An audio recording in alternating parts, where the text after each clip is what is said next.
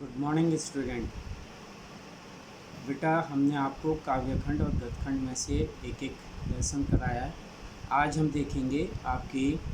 दूसरी किताब यानी स्टोरी बुक जो है, कहानी की किताब जो है,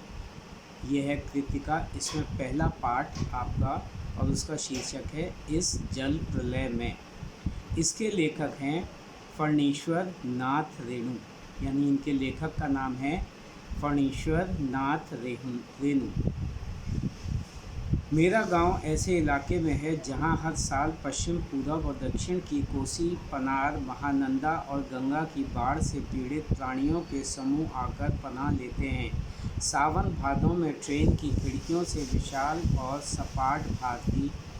पर गाय, बैल, भैंस, बकरों के हजारों झुंड मुंड देखकर ही लोग बाढ़ की विभीषिका का अंदाज़ा लगाते हैं।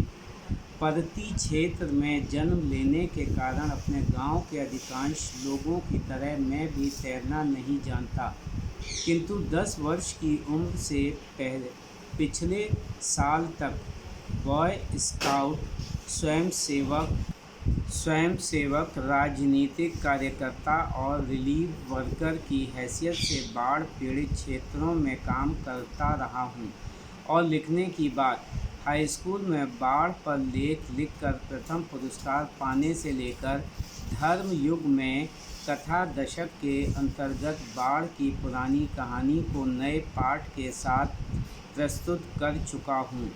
जय गंगा 1947, डायन कोसी 1948, हड्डियों का पुल 1948 आदि छुटपुट रिपोर्टाज के अलावा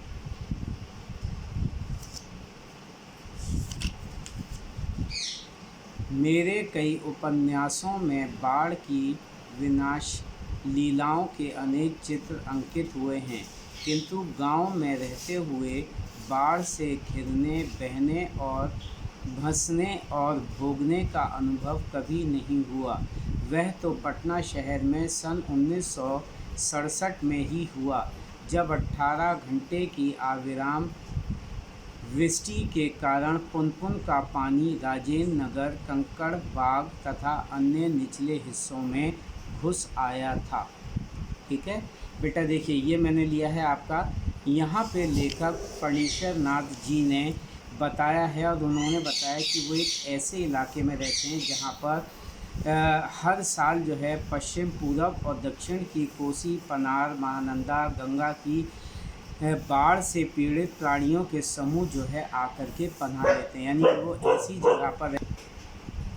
जहाँ पर कि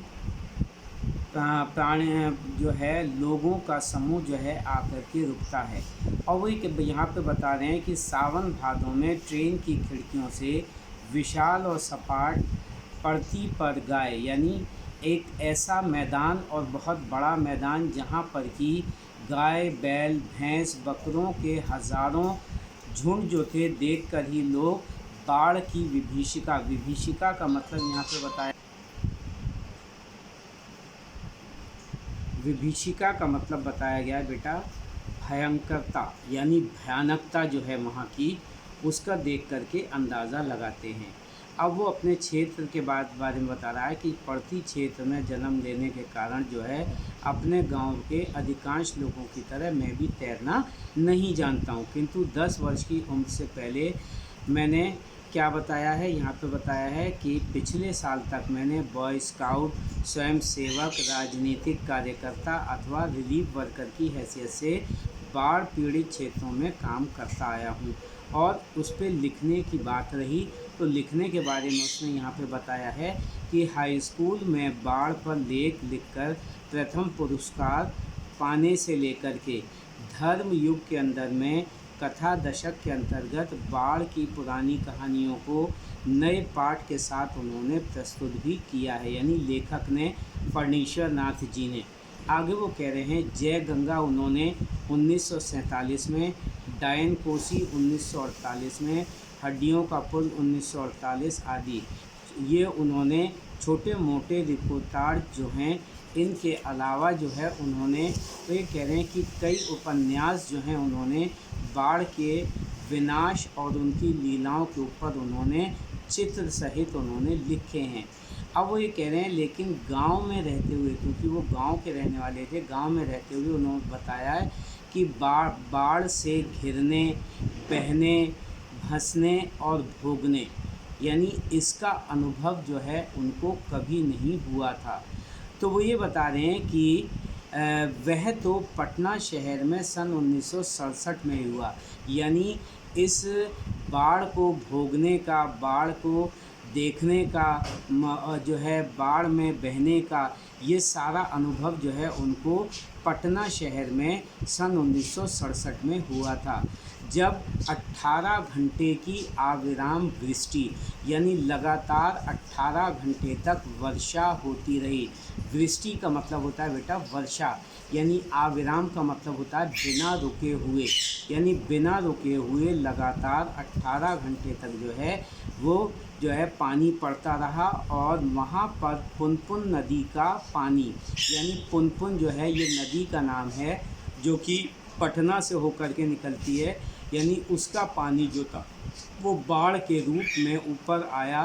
और राजेंद्र नगर, कंकड़बाग तथा अन्य निचले हिस्सों में वो पानी घुस आया था। यानी ये बाढ़ के जो स्थिति थी, बाढ़ का पानी कैसे आता है, क्या होता है, ये सारा उन्होंने पटना शहर में ही महसूस किया था, देखा था और उसको भोगा था। ठीक है बेटा, तो बाकी हम आगे देखेंगे, इसको आप ध्यान से देखिएगा। ठीक।